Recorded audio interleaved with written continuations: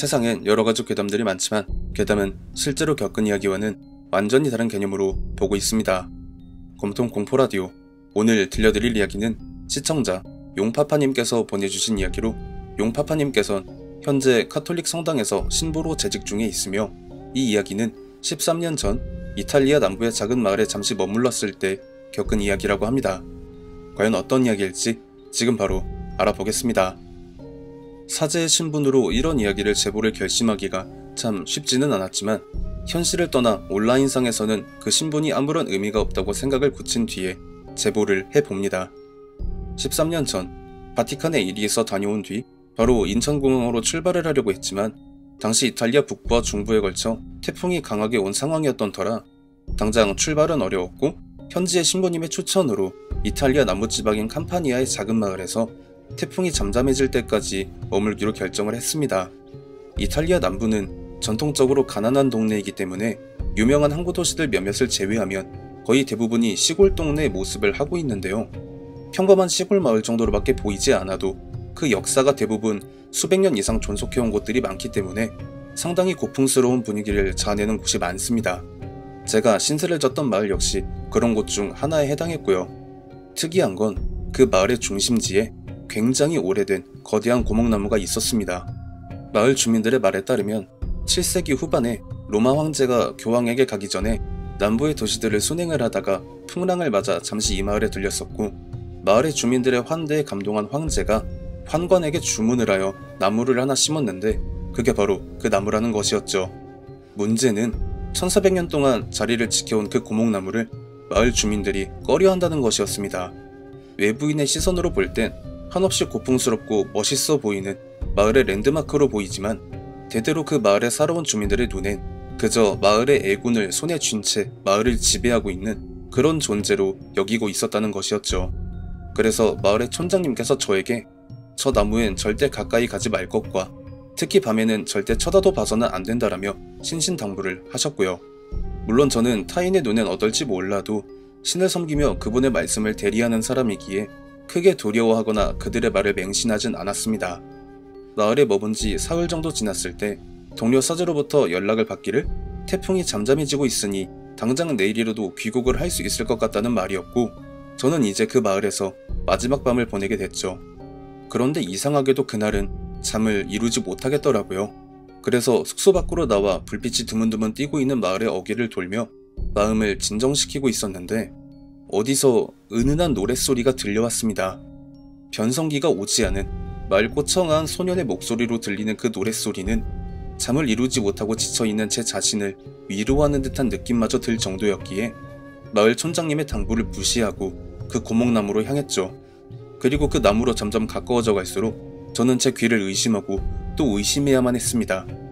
노랫소리가 들려오는 고목나무의 근처엔 사람의 그림자조차도 보이지 않는데도 그 노랫소리가 끊임없이 마치 반복재생이라도 해놓은 마냥 들려오는데, 멀리서 희미하게 들릴 땐 마음이 치유되는 느낌을 받았었던 그 노래는 현재는 이탈리아에서 쓰지 않는, 못해도 중세에나 사용했었던 라틴어로 흘러나오고 있었으며, 그 가사를 있는 그대로 해석을 해드리면 원통한 이들의 피가 바닥에 뿌려져 그 피를 양분 삼아 자라난 나무는 이제 스스로의 자아를 가지고 있네. 누가 나를 이곳에 심었나? 누가 나를 여기에 던져 놓았나? 움직이고픈데 움직일 수 없으니 원통하고 또 원통해. 아무리 생각을 해도, 그리고 아무리 둘러봐도 고목나무 근처에 사람이라곤 저 하나뿐이었습니다. 그리고 흘러나오는 노래의 가사는 저랬고요. 그러니까 1400년의 세월을 딛고 살아온 저 나무 스스로가 자아를 가지고 그 노래를 부르고 있는 것이라는 생각이 들 수밖에 없었습니다. 온 몸을 지배해오는 섬뜩한 느낌에 뒷걸음질을 치던 제 귀에 바스락거리는 소리가 들려왔고, 그 소리는 고목나무의 나뭇가지 중 어딘가에서 들려온 것이었으며 이에 따라 자연스럽게 제 시야가 그쪽으로 옮겨졌습니다. 그리고 제 눈에 보이는 건 고동색의 천을 몸에 휘두르고 있는 앳돼 보이는 한 소년이 저를 나긋한 시선으로 바라보며 노래를 부르고 있는 모습이었습니다. 그것은 제 직감상으론 자아를 가지게 된 나무가 사람의 몸으로 현신을 한 것으로 보였죠. 그리고 그 순간 제가 걷고 있는 길에 묘한 이질감을 가질 수밖에 없었습니다. 교리를 아무리 해석해도 이 세상에 존재하는 모든 만물 중에 으뜸되는 것은 신께서 흙을 빚어 창조한 인간들입니다. 헌데 한낱 미물에 불과한 나무가 제 아무리 수십 세기를 살아왔다고 해도 스스로 자아를 가진다니요. 심지어 사람의 모습으로 현신까지 가능한 존재라니. 그것을 직접 두 눈으로 마주하게 된다면 제 아무리 강직하고 경건한 마음을 지닌 사제라 할지라도 저와 같은 생각을 가질 수밖에 없을 겁니다. 그리고 곧 그것은 제가 서 있는 곳으로 천천히 날듯이 내려왔고 한동안 제 주위를 빙글빙글 돌면서 유심히 저를 바라보다가 천천히 입을 열었습니다. 이곳 사람이 아니구나. 그리고 나를 이곳에 심어놓은 이들과 같은 것을 믿고 있어. 난 그들을 혐오하고 증오해. 그러니까 이곳에서 빨리 떠나줬으면 좋겠어. 명심해. 이 말을 듣는 내내 저는 마치 날이 잘 서 있는 단검으로 온몸이 난도질을 당하는 느낌을 받았습니다. 제가 믿는 존재를 마주했을 때와 비슷한 느낌이긴 하나 사랑으로 바라보는 것이 아닌 사리를 가득 담아 바라보는 것이 다른 점이었죠. 비슷하다고 하면 악마를 정면으로 마주했을 때와 같은 느낌이었습니다. 도저히 대적할 수 있는 그런 존재가 아님을 여실히 실감한 저는 그곳의 경고에 따라 그 자리를 황급히 벗어나 숙소를 향해 허겁지겁 발을 옮길 수밖에 없었습니다. 그렇게 날이 밝았고 저를 마중 나온 동료 사제를 따라 그 마을을 벗어나려는데 마을의 촌장님이 의미심장한 표정으로 다가와서 제게 말을 하더라고요. 결국 그것을 보고 말았다고요. 그러면서 만약 그 어딜 가더라도 그 존재를 마주한 것을 절대 발설하거나 알려서는 안 되며 만약 이를 어길 시 그의 화살이 제 심장을 벌할 것이라는 섬뜩한 경고를 남겼습니다. 저는 귀국을 한 뒤로도 한 달여간을 꿈에서나 환상으로 마주하면서 괴로운 시간을 보내야 했습니다. 그것의 존재는 끊임없이 제 신앙을 쥐고 뿌리채 흔들며 저 스스로를 붕괴시키려 들었거든요. 그리고 한 가지 아직도 잊혀지지 않는 건 그 나무의 존재가 띄고 있던 짙고 푸른색의 눈동자를 제가 마을을 떠날 때 섬뜩하게 경고를 했던 마을 촌장님의 눈에서도 똑같이 확인할 수 있었습니다. 분명 제가 촌장님을 처음 봤을 때 봤던 눈동자는 그것이 아니었거든요. 과연 어떻게 된 영문일까요? 확인하고 싶지만 그 기분 나쁜 곳은 다시 가고 싶지 않습니다. 1400년을 살아온 고목나무가 스스로의 자아를 만들고 사람의 모습으로 현신을 한다. 우리나라 고전 민담에도 이런 류의 이야기들이 종종 있기도 하죠. 천년묵은 산삼이 사람의 모습으로 현신하여 신만이들에게 은혜를 베풀고 돌아다닌다는 일명 산삼이. 하지만 산삼이와는 달리 그 고목나무는 뭔가 삐뚤어진 마인드를 가지고 있는 것처럼 보이네요. 원래 자기가 살고 있던 땅으로부터 강제로 뽑혀 그 마을에 심어졌고 그 일을 실행한 사람들이 당시 기독교를 국교로 삼고 있던 로마 제국의 황제와 그 신하들이니만큼 그들과 같은 존재를 섬기는 이들에 대한 증오도 상당했을 거라는 생각이 듭니다. 시청해주신 모든 분들 감사드리며 구독과 좋아요 알림 설정 부탁드립니다. 실제로 겪은 실화를 바탕으로 한 곰통 공포라디오.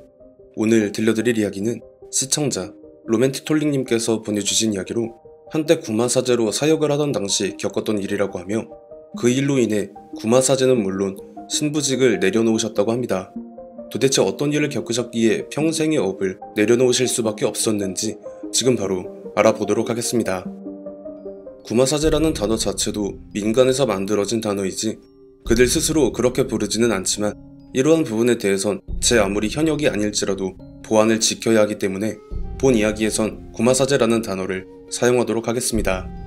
그때가 대략 16년 전 이맘때쯤이었던 걸로 기억을 하고 있는데요. 보통의 구마사제들은 스스로 구마사제라는 신분을 대외적으로 노출을 하지 않고 여타 신부님들처럼 교회에서 사역을 합니다. 저 역시 그런 사람들 중 하나였고 그날 미사가 끝난 뒤 제게 면담 요청을 해오신 한 신도님을 만났는데요. 사연인 즉 얼마 전 새롭게 이사를 간 집에서 신도님 본인은 물론 가족 전체가 형언할 수 없는 기이한 일에 휘말리며 불의의 사건 사고를 겪는 등 해서 처음엔 무속인을 찾아가 봤지만 제 아무리 한끗발한다는 사람도 그 집에 발을 들이자마자 기겁을 하며 도망갔을 뿐 그 어떤 해결책도 강구할 수 없었다고 하시더라고요. 보통 이럴 때 일반적인 사제분들은 성수를 지참한 채로 대동하여 집에 축성 기도를 해주는 것 외에는 별달리 해주는 조치가 없었는데 왜 굳이 저에게 면담까지 해가면서 이런 이야기를 하는지가 궁금해서 물어봤습니다만 어릴 때 엑소시스트라는 영화를 봤는데 거기서 신부님들이 엑소시즘을 했었던 게 기억이 나서 그랬다고 하더라고요. 참 어이가 없고 황당하기도 했죠. 일단은 제가 구마사제라는 걸 숨긴 채로 성수를 품에 넣고 신도님의 집을 찾아갔습니다. 저와 같은 목회자들은 신학을 배우긴 하지만 각자가 태어난 조국이나 다른 국가들의 산재한 무속신앙에 대해서도 깊게 연구를 하기 때문에 무속인들이 왜 기겁을 하고 도망을 갈 수밖에 없었던 건지 궁금하기도 했고 그냥 보통의 악령이라면 어렵지 않게 눌러버릴 수 있다고도 생각했죠. 하지만 그건 제 오판이자 살면서 처음 저지른 엄청난 실수였어요. 신도님의 자택은 요즘처럼 아파트나 빌라 같은 게 아니라 정원과 마당에 딸린 저택에 가까웠는데 대문을 열고 들어서자마자 제 눈에 보였던 건 지붕부터 시작해서 담벼락과 정원, 마당을 가리지 않고 빼곡히 뒤덮인 그 수를 셀 수조차 없을 정도로 많은 뱀의 무리였는데요. 일반적으로 우리나라에서 볼 수 있는 토종 뱀이 아니라 북아프리카나 남미 쪽에서 볼 법한 그런 뱀들이었습니다. 그리고 마당의 한가운데에 있는 대충 봐도 조선시대 그 이전부터 있었던 것으로 추정되는 낡고 추리한 우물이 있었는데 그 우물을 통해 집 전체를 뒤덮은 그 뱀들이 나오고 있는 것까지 봐버린 저는 이건 절대 악령 따위가 할 짓이 아니라는 걸 알아차릴 수밖에 없었습니다. 제가 신도님께 저 우물이 뭐냐고 물어보니까 신도님도 이사 올 때 저렇게 돼 있었다는데 뭔가 불길해 보여서 일체 건드리거나 하지를 않았다고 하셨고요. 저는 제게 확실한 저기를 드러내며 이빨을 내보이는 뱀들을 가로질러 그 우물 가까이 섰고 그제서야 눈에 뭔가가 보이더라고요.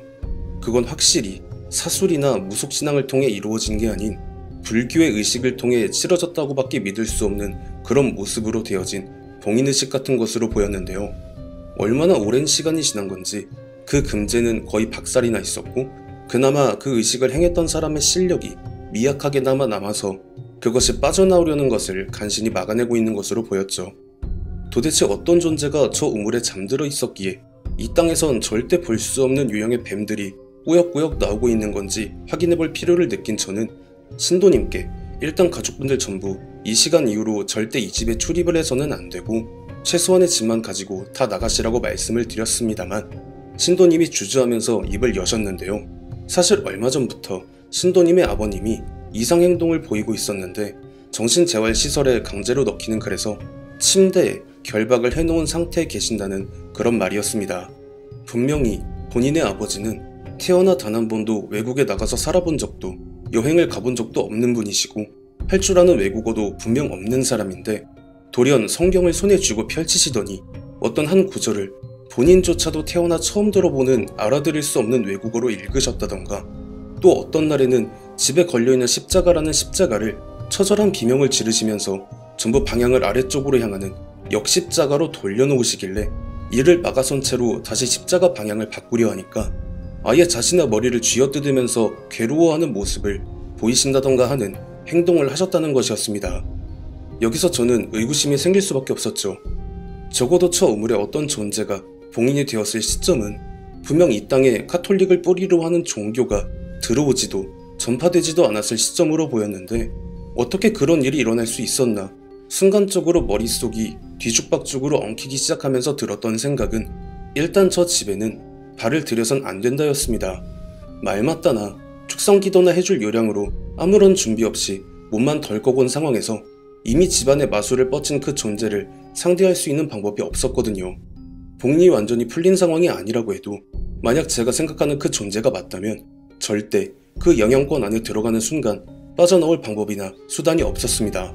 그렇다고 여기서 신도님의 아버님만 빼놓고 다 나가라, 다시는 발을 들이지 마라라고 할 수도 없는 노릇이기도 해서 머리가 지끈거리던 그 찰나에 제 휴대폰으로 전화가 걸려와서 받아보니까 제가 평소 친분이 있는 또 다른 구마사제님이 지금 막 한국에 입국해서 대교구로 가고 있다는 전화였습니다.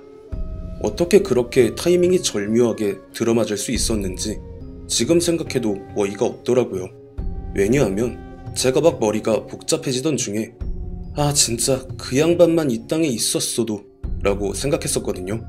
이건 분명 만약 저 존재가 다시금 이 땅에 풀려나서 일어날 재앙을 미연에 방지할 수 있게 그분께서 개입하신 게 아닌가 지금도 그렇게 생각하고요.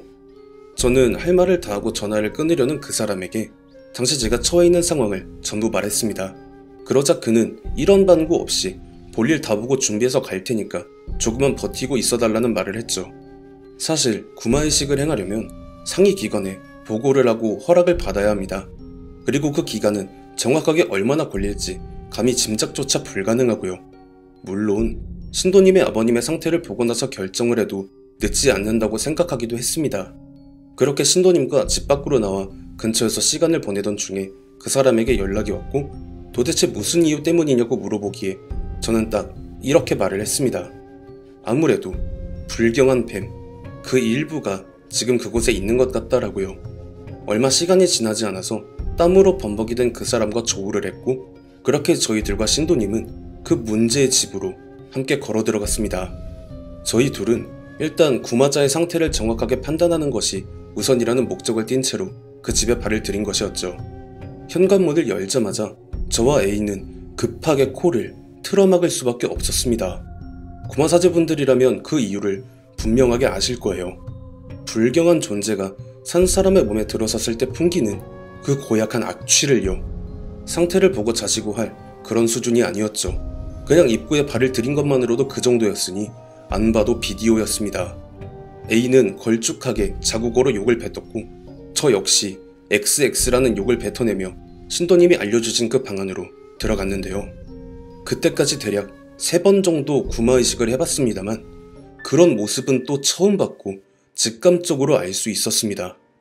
지금 본 이 장면은 무덤에 들어갈 때까지 잊을 수 없겠구나. 구마자번의 목 부분부터 뱀처럼 길게 늘어져서 온 전신을 웅크리듯 뒤덮고 두 갈래로 갈라져 낼름거리는 혓바닥과 그 존재들 특유의 그 눈동자가 희번덕거리면서 저와 A의 전신을 기분 나쁘게 스캔함과 동시에 그 입에서 나오는 기분 나쁜 비웃음 소리. 단순히 악령이 빙의된 그런 케이스와는 완전히 다른 케이스에 해당했습니다. 온 집안을 뒤덮은 뱀들 중 우두머리로 보이는 녀석들은 제 각기 입에 십자가를 물고 혓바닥을 낼름거리고 있었고요. 그 순간 저와 A는 깨달았습니다. 오늘 이 집에 신은 없다라는 걸요. 저에게 구마의식을 부탁하신 신도님 역시 질겁을 하며 그대로 방에 주저앉고 마셨고요. 수많은 사선을 넘나들며 스스로가 베테랑이라 자부했던 저와 A였지만 그 순간만큼은 야생의 알몸으로 던져진 한없이 나약한 어린아이의 처지와 별반 다를 게 없었습니다. 그렇다고 여기까지 와서 물러날 수는 없는 법. 저와 A는 분주하게 움직이며 그 존재를 포위해서 압박해 들어갔죠. 저는 분명 그 존재가 아직 봉인의식에서 완전하게 벗어난 상태가 아니라고 간주를 했고 A 역시 여지껏 경험해온 모든 고난과 비교해도 가히 준하는 것이 없을 정도로 강대하긴 하지만 상대할 만하다 라고 말하기도 했고요. 여기서 잠깐 아실만한 분들은 아실 겁니다. 구마의식, 즉 엑소시즘은 상위기관의 보고를 통해 허락을 받아야만 행할 수 있는데 너는 어떻게 그런 과정을 생략한 거냐고요. 또 촬영을 담당할 사람과 의료진은 어디에 내팽개 쳐두었냐고요.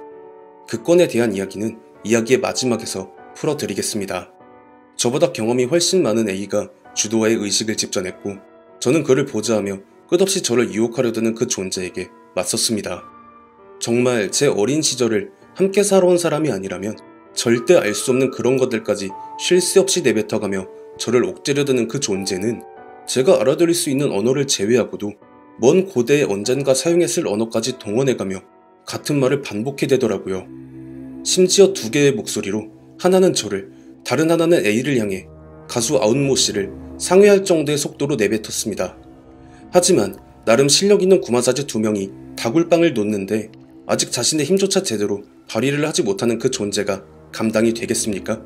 아주 쉴 새 없이 두들겨 맞으며 정신이 혼미해져가는 그 존재에게 A가 막타를 치려는 그 순간 마당 쪽에서 마치 대지 자체가 주저앉는 게 이런 느낌이 아닐까 싶은 느낌을 동반한 거대한 소리가 들렸고 방금 전까지만 해도 다구리를 맞으며 조금만 있으면 천국으로 승천할 것 같았던 그 존재는 어느새 원래 되어있던 속박에 저희가 이중으로 해놓은 속박까지 손도 대지 않고 풀어내며 침대 위로 올라섰습니다.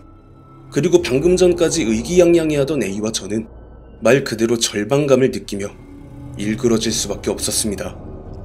머리에 뿔이 돋아나고 검은 날개가 나오고 하는 그런 게 아니라 그냥 신도님의 아버님의 모습 그 자체에 검은 아지랑이 같은 연기가 전신에 휘감겨서 붉은 빛을 내며 타오르는 그런 모습이었습니다.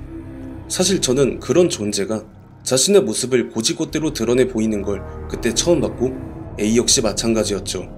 그냥 그 존재 자체만으로도 풍겨내는 위압감과 불경함에 말 그대로 압도당하는 느낌, 뭔지 짐작이 가시나요?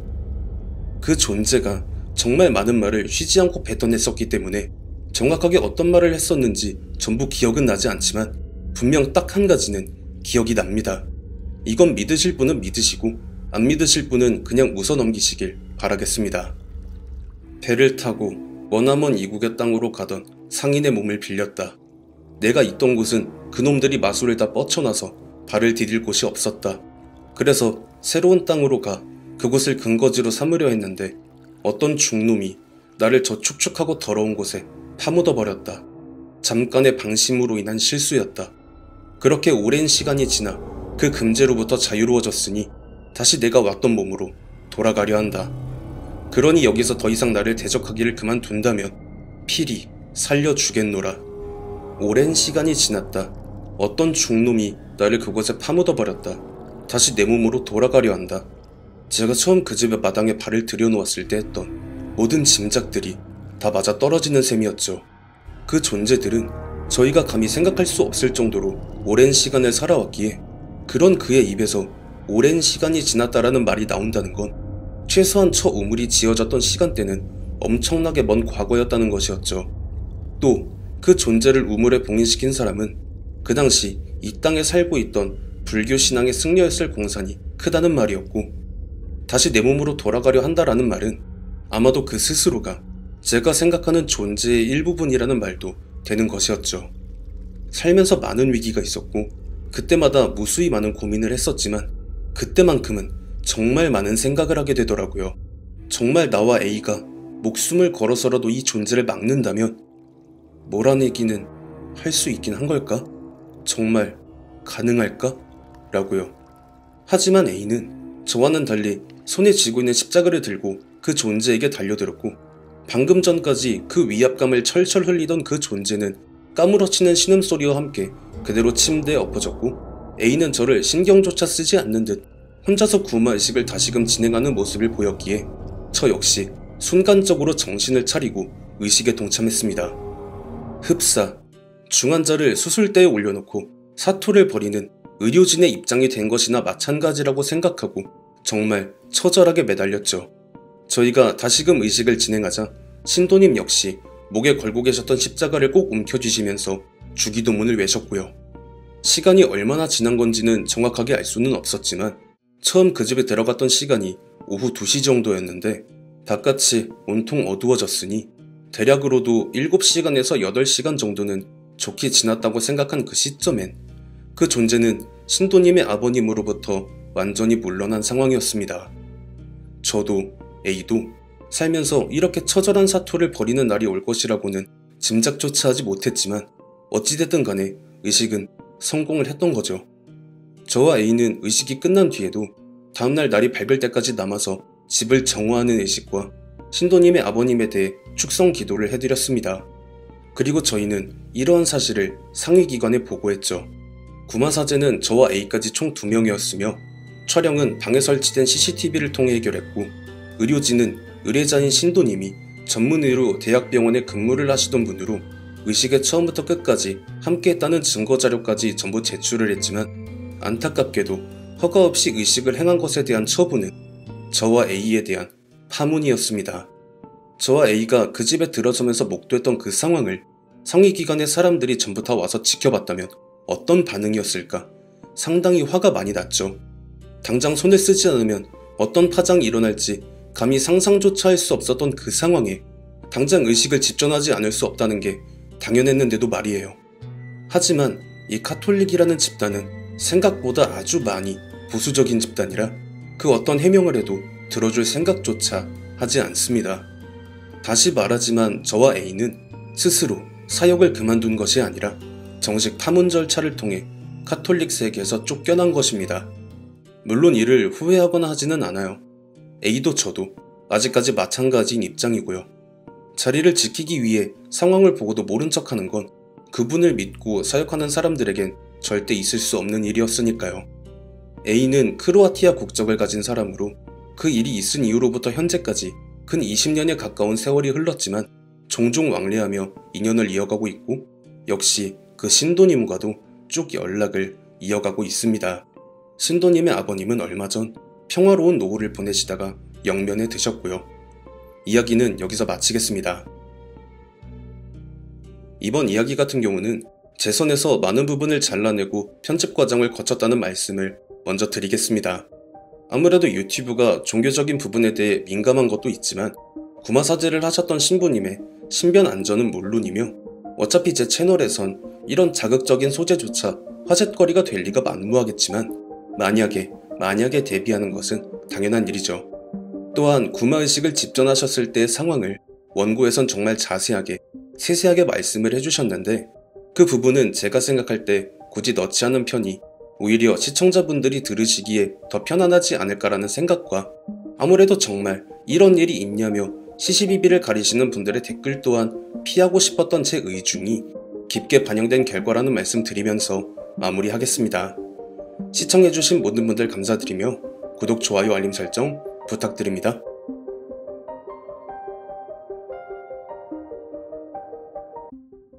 실제로 겪은 실화를 바탕으로 한 검통 공포라디오. 오늘 들려드릴 이야기는 시청자 땅땅이님이 보내주신 이야기로 당시 거주하던 집의 앞마당에 있었던 감나무에 대한 이야기라고 합니다. 과연 어떤 이야기일지 지금 바로 알아보도록 하겠습니다. 제 바로 솜닛 형님이 검통님의 구독자라 타 채널이 아닌 검통님께 제보를 하게 되었습니다. 제가 그 일을 겪었을 때는 현 시점에서 대략 32년 전으로 제가 초등학교 3학년이었던 시절이었죠. 당시 저희 집은 전라남도 영광에 있던 2층짜리 전원주택이었는데 증조부님이 해당 터에 집을 지어 올린 이후로 제가 제보하는 이 이야기의 만렵까지 지냈었던 곳이었습니다. 그 감나무에 대해 할아버지께 들었던 이야기로는 집터에 건물을 올리기 이전부터 그 자리에 있었는데 보기에도 나쁘지 않고 마당이 워낙에 넓었던 터라 열매가 열리는 나무 하나쯤은 있어도 괜찮다고 하셨던 증조부님의 의견에 전적으로 맞춰서 이전에 있었던 건물을 비롯한 조경들을 허무는 과정에서도 살아남아서 마당의 한켠을 차지하고 있는 언제부터 그 자리에 있었는지 가늠이 안 되는 나무라고 하셨던 게 기억이 나네요. 그 나무에서 열리는 감은 사시사철 저희 가족의 간식거리를 책임지는 역할을 하면서도 저희 집을 방문하는 손님에게 운치 있는 정경을 보여주는 저희 집의 마스코트 역할을 하는 등 당시 제가 다니던 학교의 같은 학급 친구들도 감나무를 보러 학교 후 저희 집을 찾는 등 분명 그때까지만 하더라도 저희 집안의 복덩이 역할을 하는 그런 나무였어요. 그렇게 제가 10살이 되었을 즈음 부모님은 저도 나이가 찰 만큼 찼으니까 이제는 혼자 방을 써도 될 때가 되었다고 말씀을 하시면서 정확히 그 감나무가 창 너머 정면으로 보이는 1층에 방을 내어주셨는데요. 안 그래도 그 감나무에 대한 남다른 애정이 깊었던 저는 그 결정에 좋아라 하며 너무 좋다고 방방 뛰었었죠. 그게 저에게 기억도 하기 싫은 악몽 같은 그 일을 선사할 줄은 꿈에도 모르고요. 저희 가족은 부모님 슬하의 5남매로 첫째, 둘째 오빠와 그 밑으로 2명의 언니, 그 밑에 제가 있었는데 생각해보니 조금 의아했던 게 첫째 오빠와 둘째 오빠는 각자 따로 방을 썼다 손쳐도 제 위로 있는 언니 2명은 둘이서 한 방을 쓰는데 왜 저만 각방인지에 대해서 의문을 가졌었죠. 당연히 언니들이 제게 불만을 표할 것이라 생각하고 우려가 들었었지만 생각 외로 언니들은 제가 혼자 방을 쓰는데 별다른 의견을 제시하지 않았고 저는 그게 어떤 의미인지도 모르고 좋아라 했던 것이었어요. 저는 저 혼자만의 공간이 생긴 것에 대해 마냥 기쁘기만 했고 제 방이 생긴 첫날 학교하고 들어와서 숙제를 마치고 저녁 식사를 한 다음 샤워를 하고 제 방으로 들어와 책을 읽으며 알람 시계가 9시를 가리키기만을 기다리고 또 기다리기를 한참 저는 9시가 되는 걸 확인하고 곧장 불을 끈 다음 침대에 누워서 침대 맞은편의 창가에 바로 보이는 감나무를 흐뭇하게 바라보면서 행복감에 젖어 잠에 들었습니다. 한창 자고 있는데 어디선가 땅바닥에 옷깃이 쓸리는 소리가 제 잠귀를 어지럽히더라고요. 안 그래도 잠귀가 밝은 편인 저는 그 소리에 당연하게도 잠에서 깨서 부스스하게 눈을 부비면서 소리의 진원지를 찾기 시작했죠. 확실히 방 안에서 나는 소리는 아니라는 걸 확인한 저는 반사적으로 창밖으로 눈을 돌렸는데 아직도 그 장면이 잊혀지지가 않아요. 감나무 바로 밑에서 어떤 남자가 흐느적거리는 기괴한 움직임으로 땅바닥을 입고 있는 옷이 쓸려가면서 기어다니고 있었거든요. 달빛이 창을 넘어 제 방까지 환하게 비추고 있었기 때문에 그 남자가 입고 있었던 옷차림새 또한 자세하게 보일 수밖에 없었는데, 대하사극 같은 데에서 보면 귀족 집안의 도련님들이 입고 나오는 그런 고급스러운 비단 옷차림인데 그게 흙탕물에 절여진 상태로 보였고, 온사지 관절이 뒤틀리는 그런 움직임을 보이면서 감나무 위로 올라가려다가 떨어져서 다시 올라가려는 그 움직임을 반복하고 있더라고요. 심지어 가위눌림처럼 온 몸을 움직이지 못하는 그런 상황이 아니라 현실 감각이 그대로 느껴지는 맨정신인 상황에 그런 기괴한 장면을 보고 있자니 공포스러움보다는 저 사람은 도대체 왜 저런 움직임으로 감나무 위에 오르려 하는가에 대한 궁금증과 호기심이 넘쳐나고 있었죠. 그렇게 한참을 시간이 가는 줄도 모르고 그 광경을 보고 있다가 갑자기 그 남자가 고개를 획 하고 돌리더니 정확히 제 시선과 마주쳐서는 찾았다. 찾았어. 드디어 나를 알아보이는 아이를 찾았어. 땅바닥에서 흐느적거리다가 돌연 온 몸을 빳빳하게 세우면서 일어나더니 이렇게 소리를 치는 거예요. 그리고는 정말 빛보다 빠른 속도로 바깥 창문에 철썩 달라붙더니 저 감나무야. 저 나무야. 저기에 내가 묻혀있어. 응? 알겠지? 알겠지? 라고 말하는 걸 본 뒤로 정신을 잃고 기절을 했고, 아침에 저를 깨우러 오신 어머니를 통해 겨우겨우 정신을 차리고 일어날 수 있었습니다. 저는 전날에 겪은 일을 등교하기 전까지 부모님께 계속 이야기를 해봤지만 그냥 개꿈 꾼 거라며 호들갑 떨지 말고 학교 나가라는 핀잔만 들었고요. 그렇게 저는 부모님께 받았던 그 방에서 지내는 동안 거의 매일 자다 깨서 그 남자에게 시달릴 수밖에 없었고, 하루가 다르게 야위어 갈 수밖에 없었습니다. 처음에는 제가 개꿈 꾼 거라고 헛걸 본 거라고 치부하시던 부모님은 날이 갈수록 피골이 성접해가는 제 몰골에 더 이상은 좌시할 수 없다고 생각을 하셨던 것이었는지 별관에서 기거하시던 할아버님께 이 사실을 털어놓으셨는데요. 여기서 할아버님이 아주 노성을 지르시면서 왜 이 이야기를 이제서야 하느냐고 핀잔을 주셨다고 해요.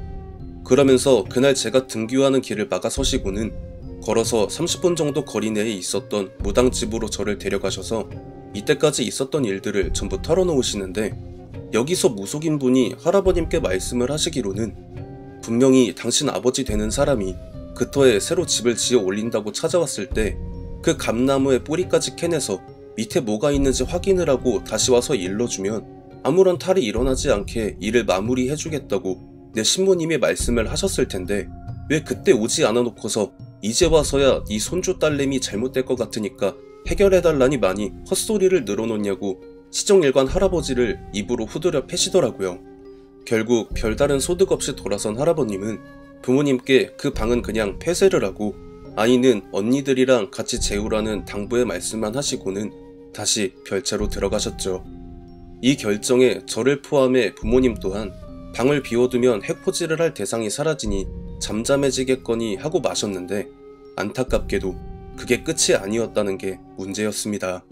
제가 다시금 언니들과 함께 지내게 된 이후 일주일 정도 지난 어느 날 밤, 역시 한창 자고 있는데 온 집안의 불이 환하게 켜지면서 부모님을 포함한 오빠들이 저와 둘째 언니를 흔들어 깨우면서 최소한의 짐만 챙겨서 대문 밖으로 나오라고 하는 통에 도대체 무슨 일인지 확인을 해보려 마당으로 나간 제 눈에 보이는 광경은 요즘 말로 충격과 공포 그 자체일 수밖에 없었는데요. 제가 그 방에서 봤었던 고급스러운 옷을 입고 있던 그 남자가 온 마당을 헤집고 돌아다니면서 기괴하다 할 만한 요사스러운 춤을 추고 있었고, 큰언니가 그 남자의 발밑에 깔려있는 위험천만한 상황에 놓여져 있는 모습이었습니다. 어머니와 오빠들은 큰언니를 부둥켜 잡고 아버지의 차 안으로 밀어넣고 있었고, 별채에서 나와 이 상황을 지켜보며 혀를 차고 있던 할아버님은 함께 가자는 부모님의 말에도 아버지께 물려받은 이 집을 내가 버리고 가면 여기는 누가 지켜? 라는 고함을 지르신 다음 다시금 별채 안으로 들어가시는 대범함을 보이셨고요. 결국 끝까지 부모님의 만류에도 잔류를 택한 할아버님을 뒤로하고 저희 가족은 그 집으로부터 빠져나올 수밖에 없었죠.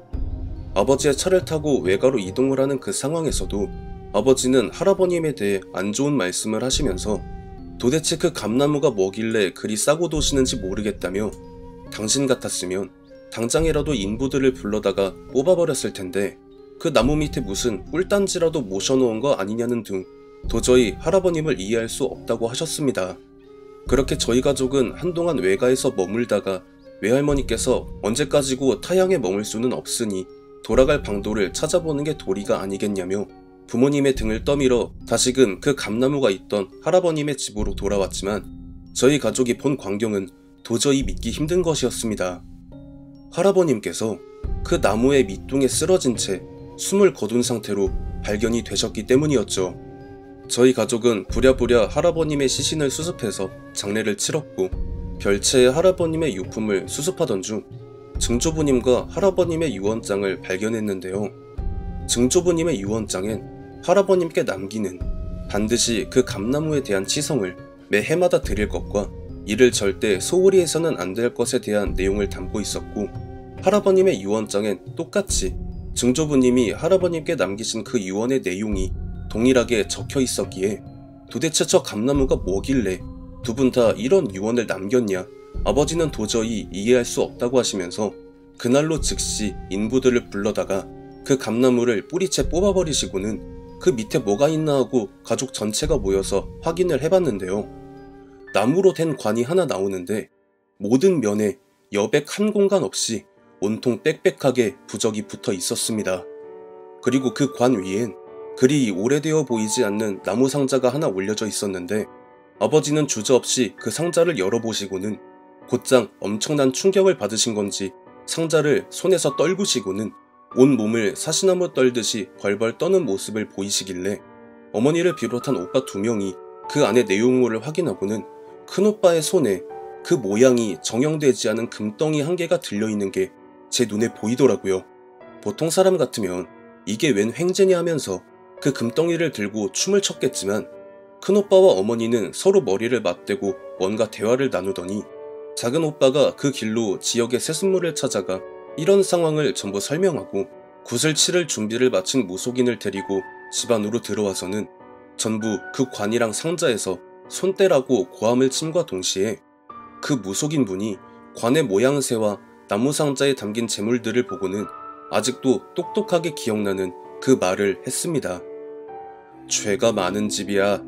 이터에 집을 지어 올린 너네 조상이 자신이 모시던 주인 집을 배반하고 털어넘긴 다음에 재산이고 집이고 전부 꿀꺽해버리니까 주인집 큰아들이 시리에 빠져서 저 감나무에 목을 매달았어. 그런데 그 주인집 큰아들을 염도 안 해주고 그대로 관에 넣고 봉인을 해버린 것도 모자라서 감나무 밑에 저 끝까지 파서 묻어버린 다음 그 넋을 달래준다고 금덩이 몇 개 얹어주고 매년 성의를 보여주면서 그 죄를 덮으려고 한 거야. 어릴 적 할아버지가 저희들을 모아 앉혀놓고 자랑처럼 말씀하시던 그 이야기가 사실은 저희 집안의 이야기가 아니라 증조부님이 모시고 살던 주인집의 이야기였다는 진실을 무속인분의 입을 통해 듣게 된 저희 남매는 충격에 빠져서 무속인께 제발 용서해달라고 울고불고 난리를 쳤죠. 부모님 역시 무속인분께 어떻게 하면 죄를 씻을 수 있겠냐고 사정을 하셨는데 무속인분은 아주 간단 명료하게 이 말만을 남기고 떠나셨습니다. 전부 여기에 놔두고 다른 지역으로 가서 몇 대에 걸쳐서 계속 사죄를 해. 굿을 해라, 얼마를 내라 이런 염세적인 말을 한 게 아니라 남의 집안의 것을 빼앗아 자신의 것인 마냥 땅땅거리며 살아온 모든 죄를 낱낱이 고하고 언제쯤 용서를 받게 될지는 모르겠지만 꼭 뉘우치고 살아가라는 현실적인 말을 한 것이었죠. 그렇게 저희 가족은 타 지역에 가서 정착을 할 만한 약소한 금액만을 남겨둔 채 그 남자분에 대한 사죄의 의미를 담은 제사를 치러드린 다음 증조부님과 할아버님께서 소유하고 계셨던 막대한 재산을 전부 감나무에 매여있던 그 남자분의 집안을 찾아가 죄송하다는 말만 남기고 전액을 양도한 다음 현재 살고 있는 지역으로 넘어와 하루하루 반성하는 마음가짐으로 살아가고 있습니다. 사람이 죄를 지으면 그 죄는 그 대에서 아니면 그 다음 때에 걸쳐서 받게 되어 있다고 들었습니다. 또한 검은머리 짐승은 거두는 게 아니라는 옛 교훈이 떠오르기도 합니다. 사연자분의 집안이 저지른 죄는 사연자분의 증조부께서 저질렀지만 결국 대를 거쳐 사연자분의 부모님께까지 도착해서 그 죗값을 치르게 한 것을 보면 분명 우리가 모르는 미지의 존재가 그 정의를 집행하는 채찍을 여지없이 선사한 게 아닌가라는 생각이 드는 이야기였습니다. 시청해주신 모든 분들 감사드리며 구독, 좋아요, 알림 설정 부탁드립니다.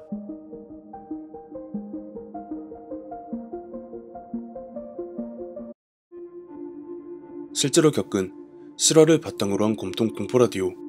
오늘 들려드릴 이야기는 시청자 목타각과 교수님이 보내주신 이야기로 대학교에 재학하던 시절 무전 여행을 하면서 겪었던 일이라고 합니다. 과연 어떤 이야기일지 지금 바로 알아보도록 하겠습니다.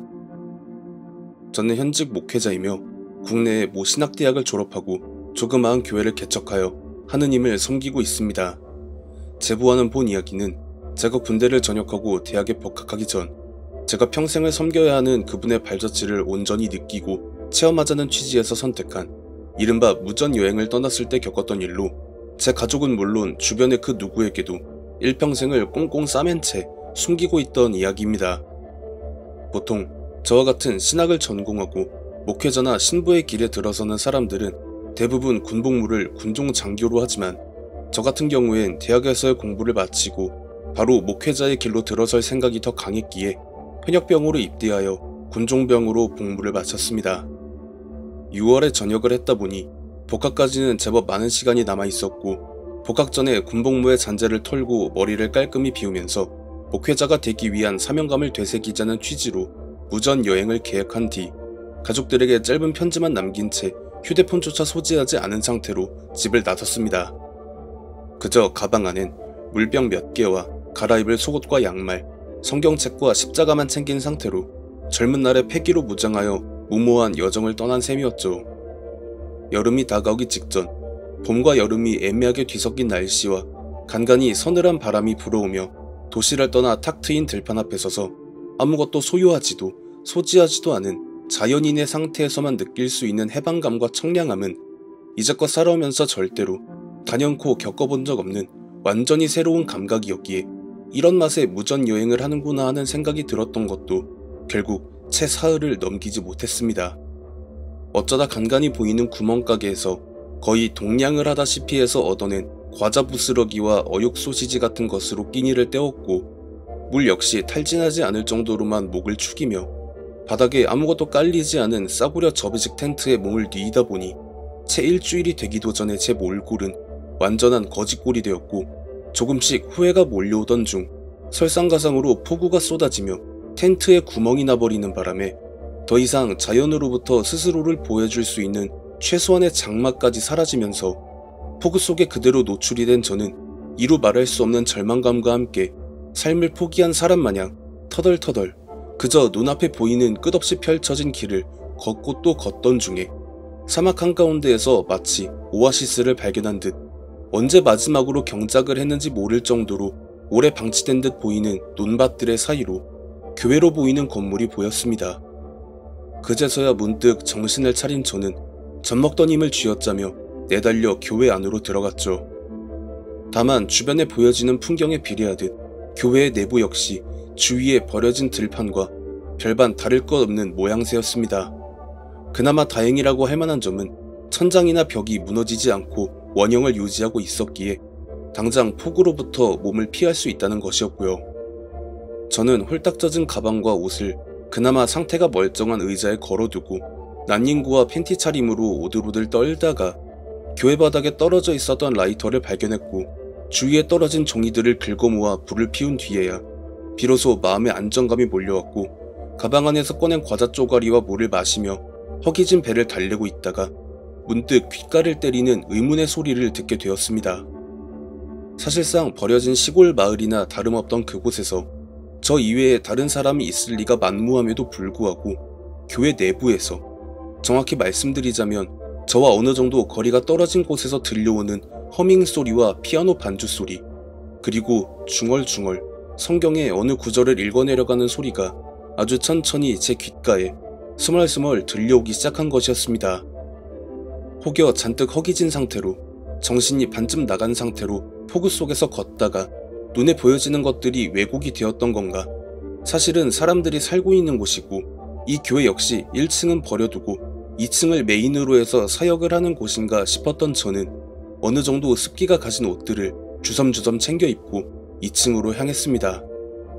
2층으로 향하는 계단을 오르면서도 당시 제 눈에 보여지는 누가 봐도 사역을 안 한 지 좋기 십수년은 되어 보이는 내부의 모습은 이런 곳에 사람이 있을 리가, 지금 내 정신 상태가 약해진 상황에서 잘못 들었다거나 혹여 환청이 들려오는 것이 아닐까 하는 의구심이 타오르는 불씨처럼 커져가던 그때 어느덧 2층에 도착한 저는 지금 제 귀에 들리는 이 성경 구절을 읽는 소리와 허밍으로 찬송가를 부르며 피아노 건반을 두드리는 소리는 절대 환청이나 허구가 아니라 생각했습니다.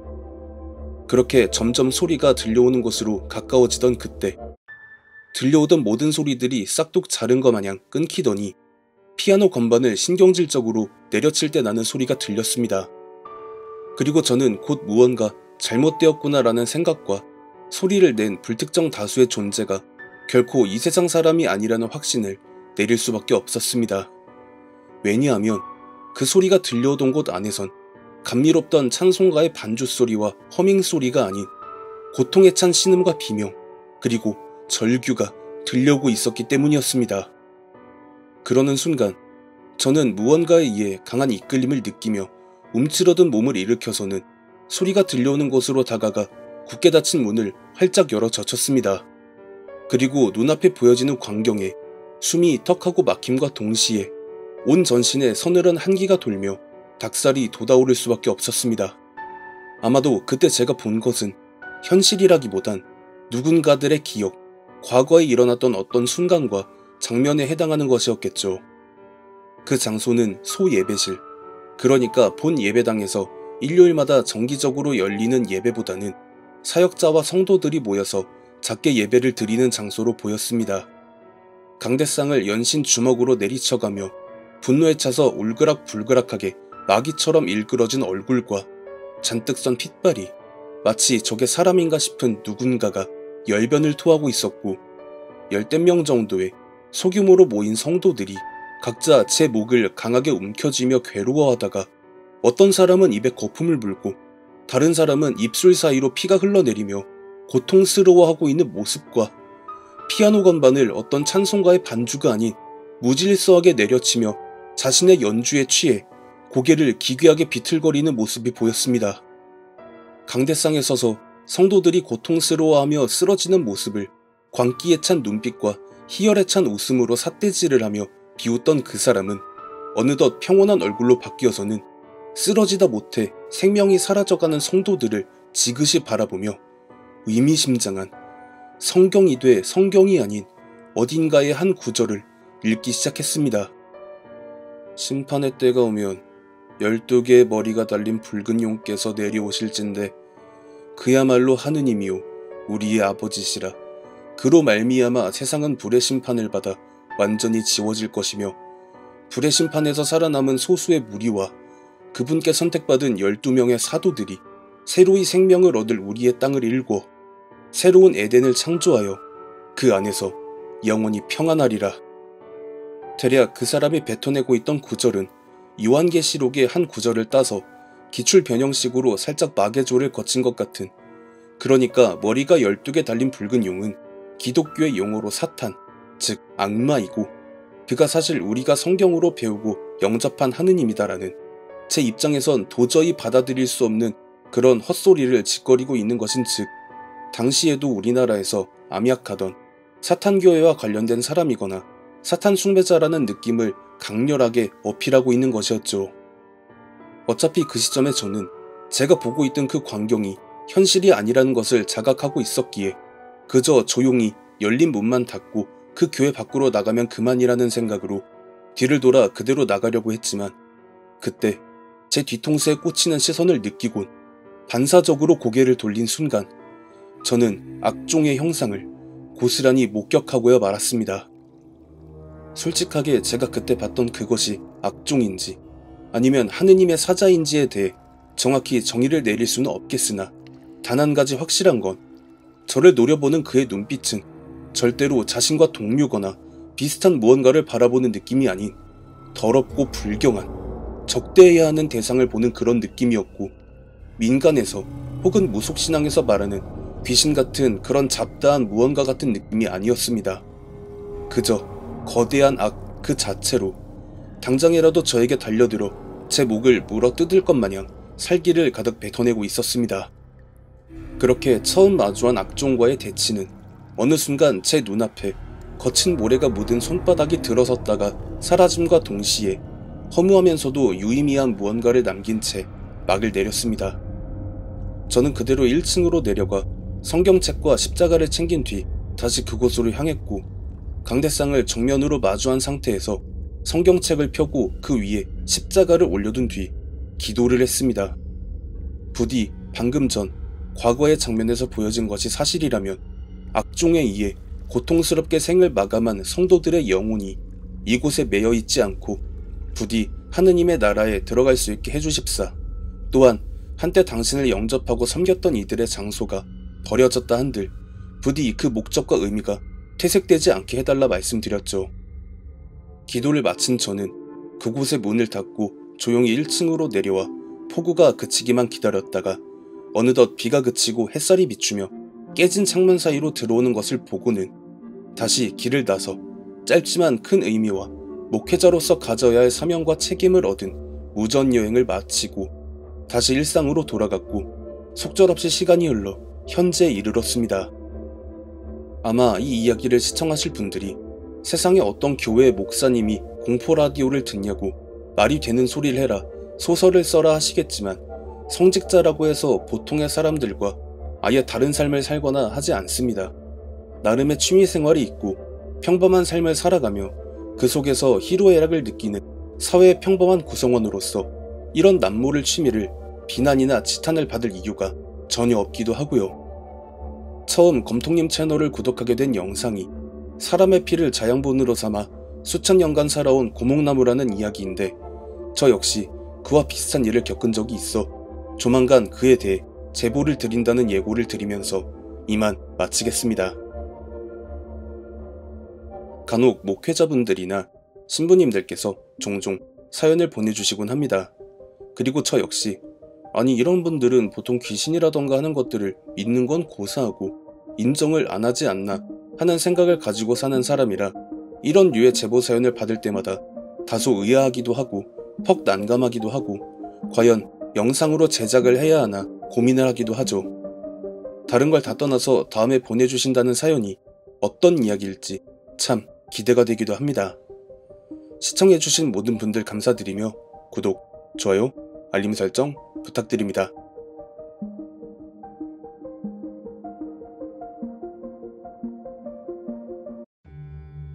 실제로 겪은 실화를 바탕으로 한 검통 공포라디오. 오늘 들려드릴 이야기는 시청자 목타각과 교수님이 보내주신 이야기로 지난번 사연에서 언급하셨던 스스로 자아를 가지게 된 어떤 나무에 대한 이야기입니다.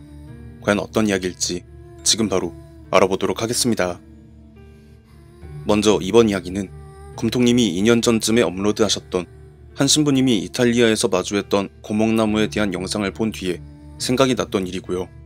저도 이걸 어떻게 받아들여야 할지 어떤 존재다라고 정확하게 정의를 아직까지도 하지 못하고 있는 일이기도 합니다. 20년 전 제가 아직 다른 개척교회의 전도사로 사역을 하고 있던 무렵 대학원에서 함께 신학 공부를 했던 동료들과 이스라엘의 예루살렘으로 성지순례를 가게 되었었습니다.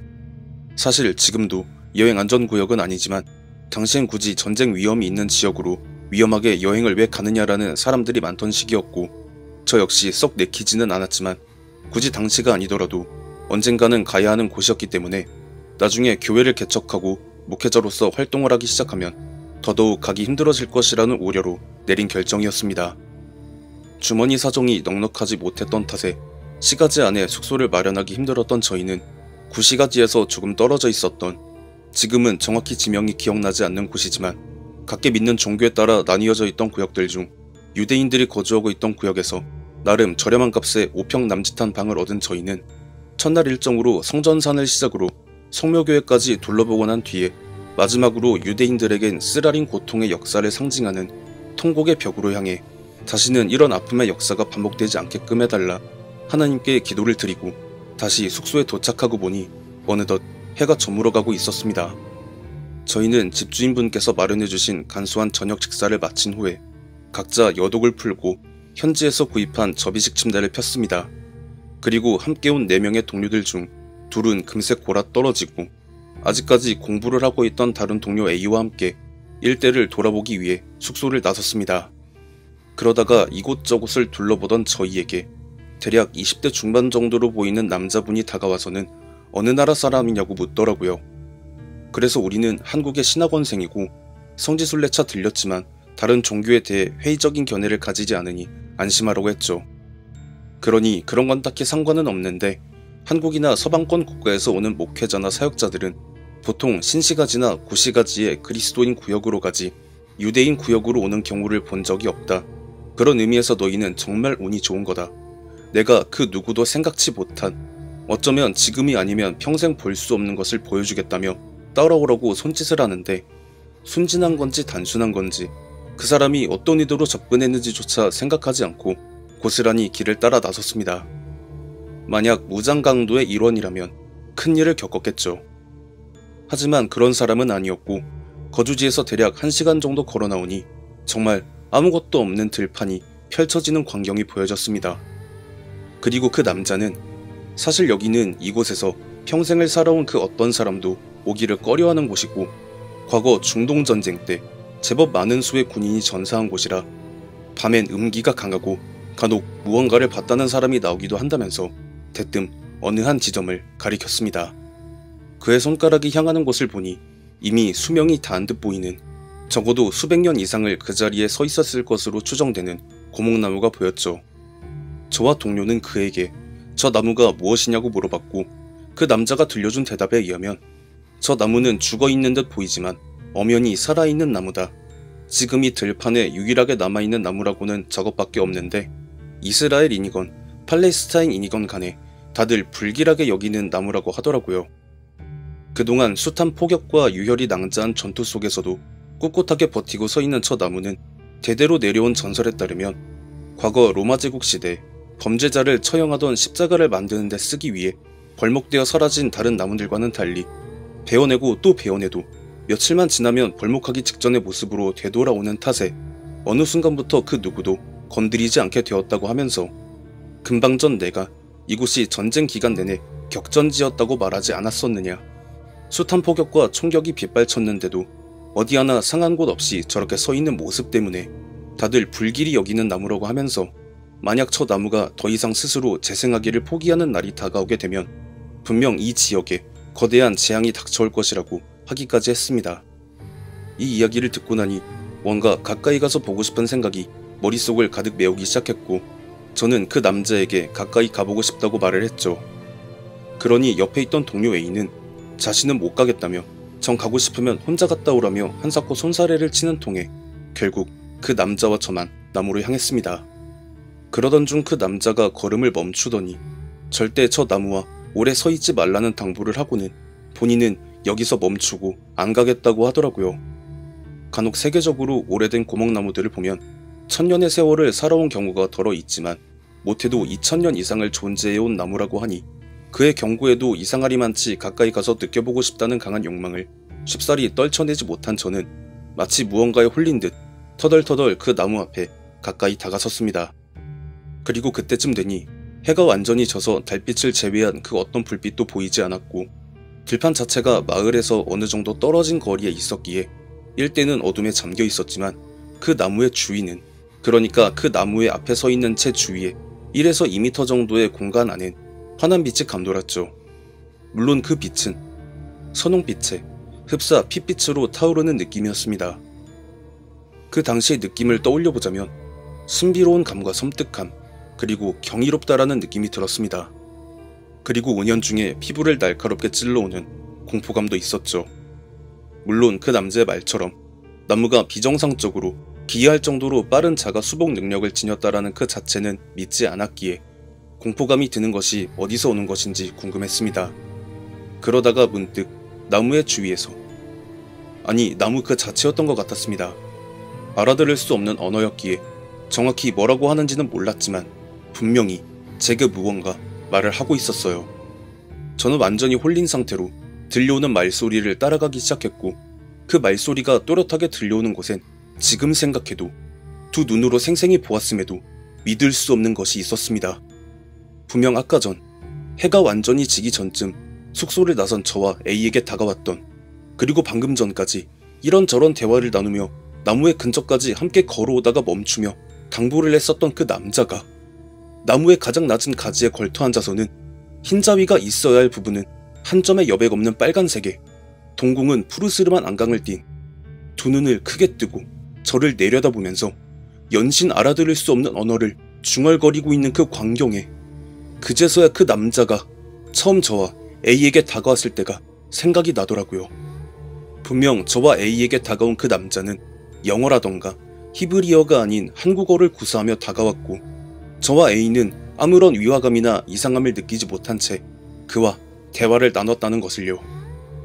연신 무언가를 말하던 그 남자는 아주 천천히 나무로부터 내려왔고, 20대 중반의 덥수룩한 수염을 가진 중동인의 모습에서 이제 갓 중학교에 입학했을 법한 나이대로 보이는 소년의 모습으로 제게 무언가를 말해주었습니다. 확실히 그때만큼은 알아들을 수 있었어요.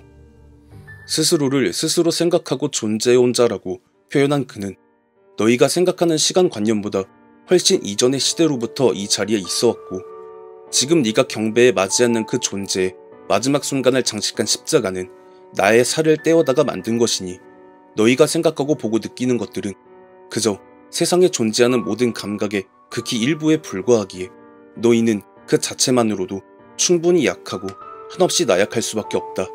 이런 말을 늘어놓았지만 저는 딱히 그가 하는 말의 의미가 궁금하지도 않았고, 왜 저를 이곳까지 오게 만들었는지가 궁금했습니다. 물론 생명과 생계를 가지고 있다고는 하나 식물이 스스로 자아를 가지고 존재한다라는 것은 썩 믿기 힘든 이야기이기도 하고, 그 존재는 자체만으로도 제가 걷고자 하는 길에 대한 의심은 물론 제가 죽어서도 섬겨야 하는 그분에 대한 모독 그 자체이기에 그 존재를 그 자리에서 바로 부정하고 하나님을 찾았어야 하는 게 우선순위라고 봐야 맞겠지만, 당시의 저에겐 왜 씨알도 안 먹힐 연기까지 해가면서 나를 이 장소까지 오게 만들었는지가 더 우선이었죠. 그리고 그는 저의 이런 의문점에 대한 답을 하더라고요. 네가 경배하는 그는 실제하는가? 실로 오만한 답변이자 물음이 아닐 수가 없었습니다. 하지만 반대로 생각해보면 너는 내가 스스로 존재하는 자임을 계속 부정하고 있으면서 네가 경배하는 그 존재 역시 스스로 존재하는 자임은 의심치 않고 있지 않느냐고, 이런 말이었습니다. 그러니까 솔직하게 털어놓자면 아직 군대를 막 제대하고 복학하기 전 무전 여행을 떠났다가 폭우로부터 몸을 피하기 위해 들어갔던 폐교회에서 겪었던 5종의 일로 인해 스스로 걷기로 결심한 이 길에 대한 사명감을 가지게 되긴 했지만, 막연한 의심과 떠올리지 말아야 할 불신의 요소를 미약하게나마 가지고 있었습니다. 어쩌면 굳이 그 시기에 딱히 염두에 두지 않았던 성지순례를 떠나게 된 것도 그저 금전적인 부분을 융통하여 신시가지로 갔으면 그만이었음에도 굳이 구시가지의 변두리로 향한 것도, 성지를 둘러보며 몸에 쌓인 피로를 접이식 침대에 뉘지 않고 아득바득 숙소 밖으로 나온 것도 전부 정확히 뭐라 설명할 수 없는 이 오묘하고도 기묘한 상황 속에 놓여짐으로써 스스로가 지녔던 막연한 의문과 불신을 해소하고 기준점을 바로잡기 위한 누군가에 의한 설계라는 깨달음을 얻은 것이었습니다. 저는 곧장 그가 서 있던 자리로 눈을 돌렸지만 그는 이미 사라진 뒤였고, 핏빛으로 타오르는 느낌의 불빛을 두르고 있던 나무 역시 언제 그랬냐는 듯 평범한 나무가 되어 있었고요. 그렇게 A가 서 있는 지점으로 다시금 걷기 시작한 저는 누군가가 제 멱살을 강하게 잡고 흔들어대는 느낌을 받았고, 정신을 차려보니 숙소의 접이식 침대였습니다.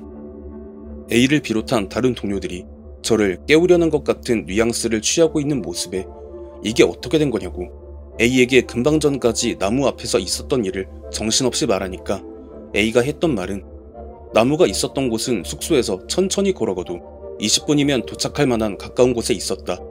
그리고 처음부터 우리에게 다가온 유대인 남자 같은 건 없었으며 제가 마치 무언가에 홀린 듯 혼자 허공을 보면서 중얼거리다가 그 나무의 주위를 한참 동안 원을 그리면서 걷다가 돌연 쓰러지길래 숙소로 데려와서 깨운 게 전부다라고 하더라고요. 다만 A가 마지막에 했던 말에 의하면 제가 정신을 잃고 쓰러질 때쯤 그 나무로부터 불그스름한 빛 같은 게 더 씌워졌다가 일순간에 사라졌다고 했습니다. 귀국한 이후 저는 내내 그 존재와의 대화를 되뇌이며 그 모습을 떠올려보려 애를 썼지만 끝내 생김새라던가 하는 부분은 무언가에 의해 검열이라도 당한 듯 떠오르지 않았습니다.